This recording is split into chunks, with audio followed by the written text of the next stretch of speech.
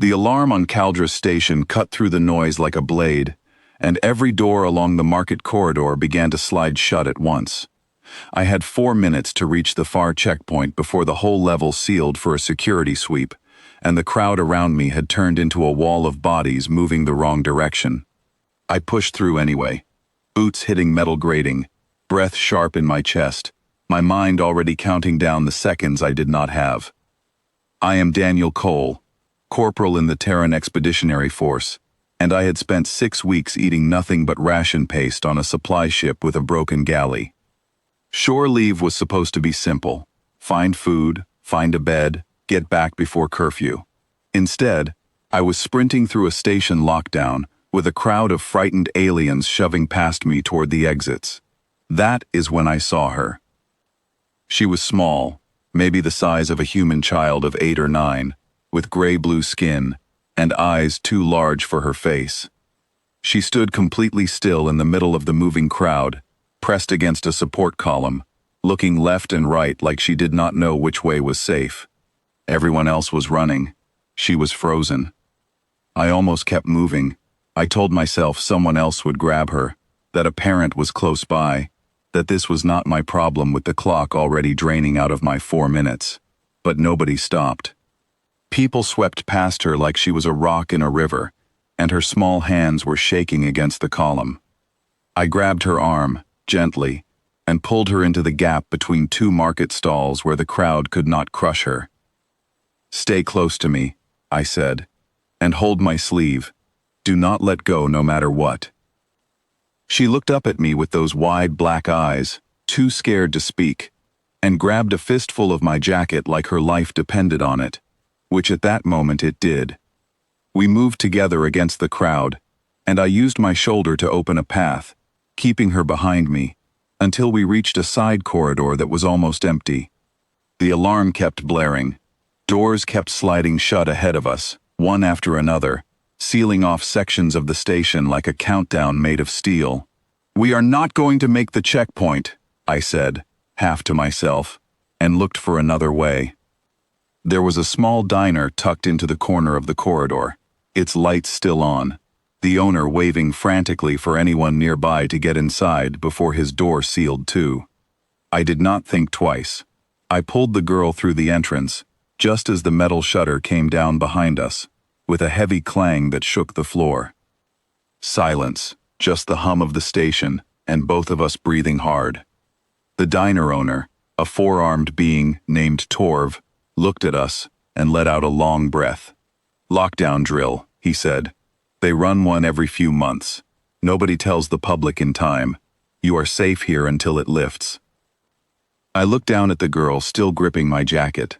Up close, I could see she was thinner than she should have been, her jacket too big for her frame, her cheeks hollow in a way that had nothing to do with fear. "You can let go now," I told her gently. "We are safe." She let go, but she did not move away. She just stood there, staring at the counter, at the food warming under the heat lamps, and I watched her throat move, like she was trying to swallow something that was not there. "When did you last eat?" I asked. She did not answer right away. Then, in careful broken trade language, she said, 3 days. I did not ask why. I did not need to. I sat her down on a stool, put credits on the counter, and told Torv to bring whatever she wanted, twice if she wanted it twice. She ate like the food might vanish if she slowed down, and I let her eat in peace, because some things do not need to be rushed with questions. When she finally slowed down, somewhere around her second bowl, she looked at me and asked why a stranger would do this for her. "You looked hungry," I said. That was enough reason for me. Her name was Vitha. Her ship, the Ren Halan, had been caught in a raid near the outer belt 3 days earlier. In the chaos of the evacuation, she had run the wrong direction, away from her family instead of toward them. The shuttles launched without her. Her family believed she had not made it out.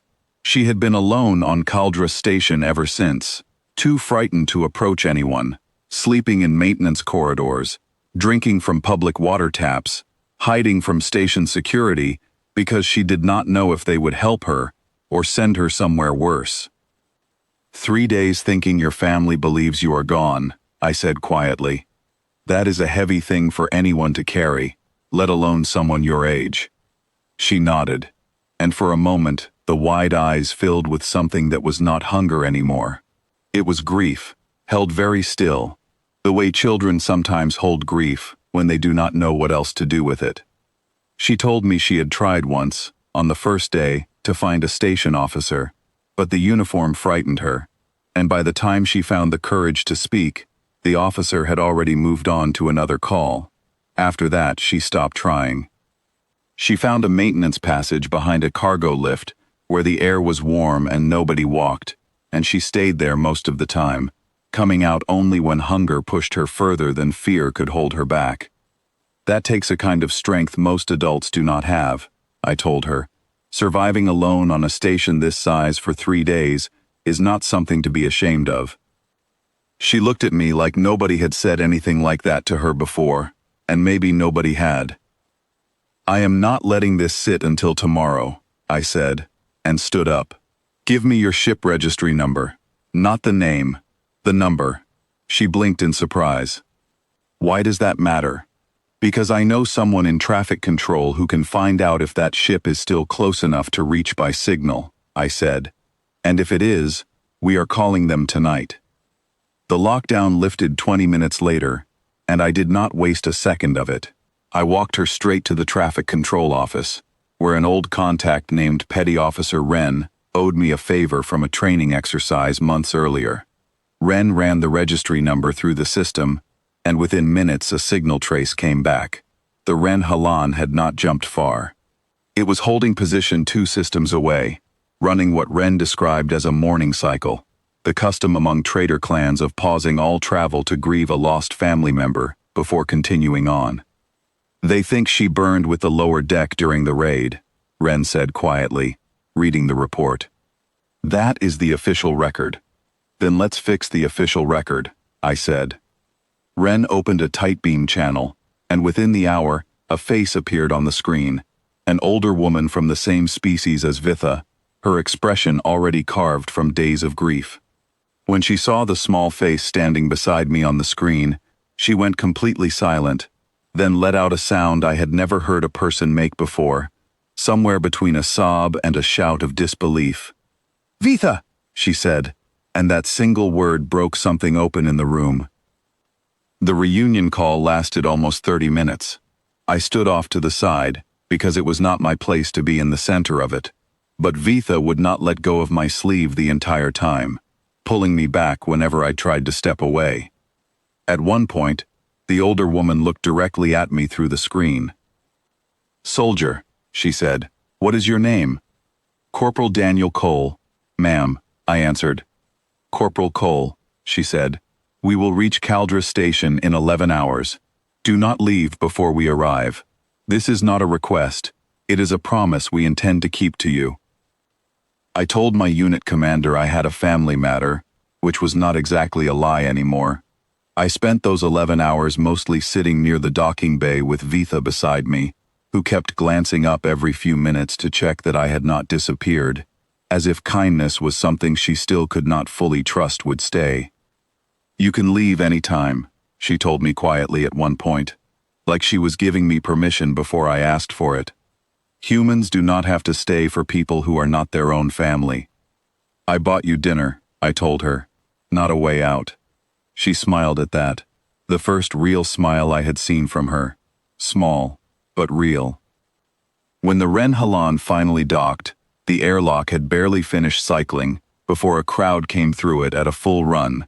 Not station guards, not officials, but family, a dozen of them or more, moving straight toward the small girl standing beside me.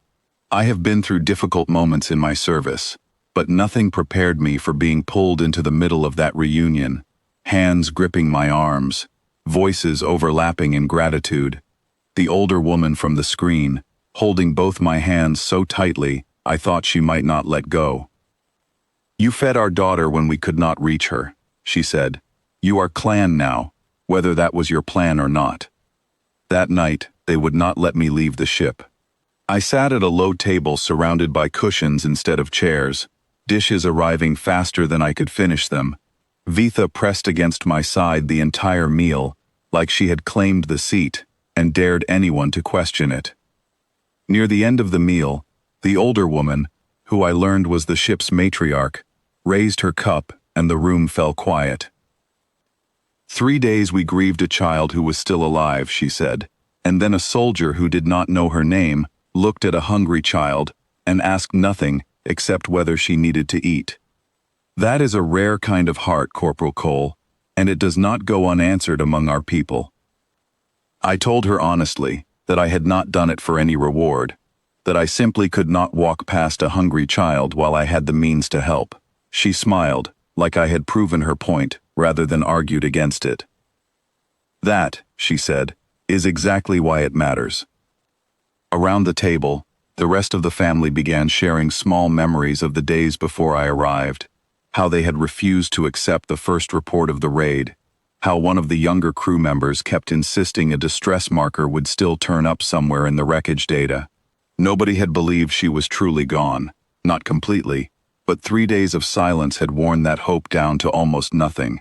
Hearing them speak of it, I understood that my part in this story was small compared to what they had carried alone out in the dark, waiting for a signal that almost never came.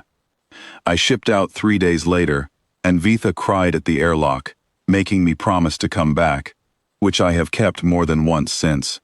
The trade route the Ren Halan runs crosses this sector often enough that my leave schedule keeps lining up with their arrivals, and I no longer think that is only luck. I walked into that lockdown looking only for a way through a sealed corridor. I did not expect to walk out of it with a family I never asked for, and would not trade for anything now,